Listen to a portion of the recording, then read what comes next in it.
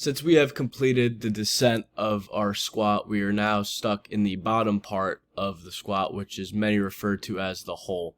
This is the hardest part of the squat because this is where all of the muscle tension is. So as you can see, my glutes are even with my knees, and my hip flexors are engaged, my quadriceps are engaged, my hamstrings are engaged. So this is where you're getting the most muscle stimulus during this movement.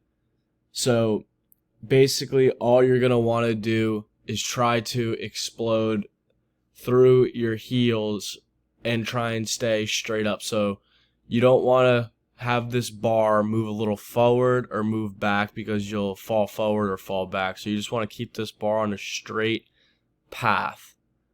And this is the hardest part of the squat because this is when all of the muscles are engaged, and this is where you're going to build the most muscle.